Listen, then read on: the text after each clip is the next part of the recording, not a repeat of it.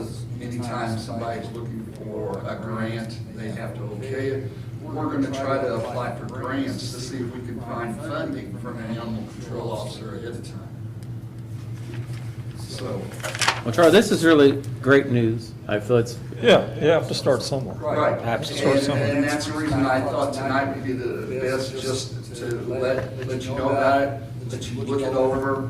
I'm willing to come back anytime so we can discuss it if there's any problems.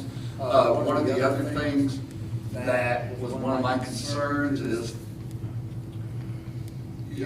some of you have gone to the shelter. They're doing a fantastic job up there, but they're at capacity, Yes, and we still have this problem. yes. I asked the commissioners, because the board that I sit on was formed under this ordinance. Who has the authority to make a decision about, and I know this is gonna. I know we're not feathers, but euthanizing feral cats. Under the ordinance, it looks like the board. And I said, I don't want to throw one group under the bus for this.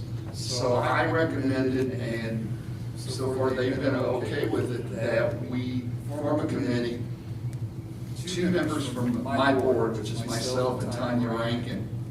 We want to include the chief of Tell City, the chief of Hamilton, Troy Town Marshal, the sheriff, Molly from the health, from the shelter, and from the Humane Society, and Kim from the health department. That we're going to set up a rule on, if we get a call, if somebody, a police department gets a call, of course, if it's a vicious animal, the police department has a right to put it down. If there's a health issue, the health department does. But let's say you get a call and somebody's got 12 stray cats. There's no room at the shelter. What do we do with those? So we have to come up with an agreement that everybody can live with, that not one group is being thrown under the bus while you're out here killing all these cats. We don't want that, but as I've stated, we can't save every animal. You know, they're a nuisance. The shelter can't take them. They're afraid to take them, for one thing, because if they've not had their shots and they have disease, they're brought into the shelter, then all the animals are at risk. So, you know, we're gonna have to make some tough decisions. I also brought up, we also have to decide if this decision's made, who pays for it? And have them euthanized humanely. yeah. So, we still have a long ways to go, but I would like for you guys to look this ordinance over. If you have any questions, Jeff, please let me know. Absolutely. So we can get this ball rolling, because Yeah. of course, it's not gonna happen overnight.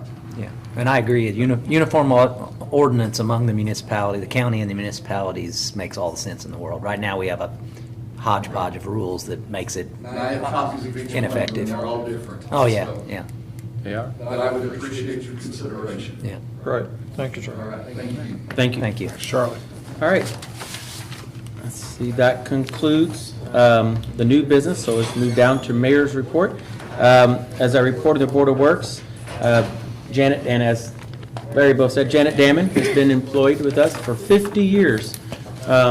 Longest serving employee the city's ever had, and probably ever will, because, you know, I mean, 50 years, you don't see a lot of people stay in the same workplace for 50 years. It's definitely a milestone and something to be celebrated and praised for. Parks and Rec Board, I am accepting letters of interest. If someone is wishing to serve on the Parks and Rec Board, I'll be taking those letters of interest up until May 31st at 4 p.m. I will make that announcement then, our first meeting in June at the Board of Works. Does that have to be a resident? I need to look and see. I think so. I think they do need to be a resident in city limits. Yeah, I think so. I mean, I think they should be in somewhat retrospect. I'll verify that, but But I'm we pretty do sure need to they verify that. Myself, along with the police department and several others, and the Glenn family will be leaving next week on the 12th for DC to honor Sergeant Heather Glenn on the police memorial wall there. So we'll be out that week, most of us, so y'all behave. I'm looking at you, Brian. I'm just kidding. Brian's laughing. So it And takes com- 3 for a special meeting? that all it takes? Yeah, Connie's in charge, y'all. Larry and I are gonna be here. Oh, goodness. What kind of trouble can we get in? Oh, man, don't do it while I'm gone. Hey, the state police will be here monitoring stuff, so yeah, y'all better behave. All right, and also, myself and Connie and Chris Hammock and Larry all presented to We the Youth a couple weeks ago, and it was a wonderful opportunity to talk to our youth. I had the honor this past Sunday to even speak at their graduation, and even a few months prior, I went out to Perry Central and done some mock interviews with those kids, and it was so rewarding to hear the kids, how many of them that I interviewed want to move back to Tell City, want to move back to Perry County.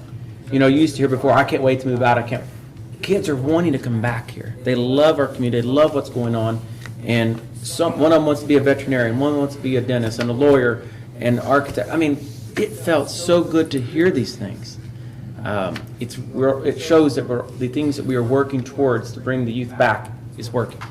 And there are jobs And jobs, that you don't have to have college or maybe trade school, electrician, you know, that they love, and they want to stay here. and raise their families. And I asked them why. I says, I wouldn't want to live anywhere else. This is a safe, clean, good community. So, and lastly, I want to remind everybody to get out and vote tomorrow. Tomorrow is a primary election day for Indiana. There's both Democrats and Republicans on both ballots, so make sure you get out and exercise your right to vote. As my grandpa used to say, and former street commissioner Joe Doby, vote early, vote often. And by that means vote only once in the primary and once in the general. Not encouraging somebody to go vote 2 or 3 times, but the often part means vote every year, as you should, except for years where elections are off. So. You were looking at the Republicans when you. Oh, yes. I'm just looking that way. I'm not looking at anybody specific, that's for sure. But it is important to exercise your right to vote. And if you have not done so already, the polls are open tomorrow from 6 a.m. to 6 p.m. Have you voted yet? Nope, I will vote on election day. I'm kind of a traditionalist. I have voted early. Voted during COVID primarily because my fear was I'd get quarantined and couldn't go vote, and that would just upset me. So I made sure. Now that's not as much as a problem. Still is a real thing, but not as much. So. Especially, like Mr. Dean said, if you're old. If you're- You want to vote before you kick Kick the the bucket. bucket. Those people in their 70s, is that what he said? Let that go. 70s and 80s. 70s, 80s. We'll let the 90s out. There you go. They're not, they're just. All right, there's nothing else to come before the council, so is there a motion to adjourn? Make a motion. Motion made by Brian, is there a second? Second. Seconded by Mike, all those in favor, signify by saying aye. Aye. Opposed?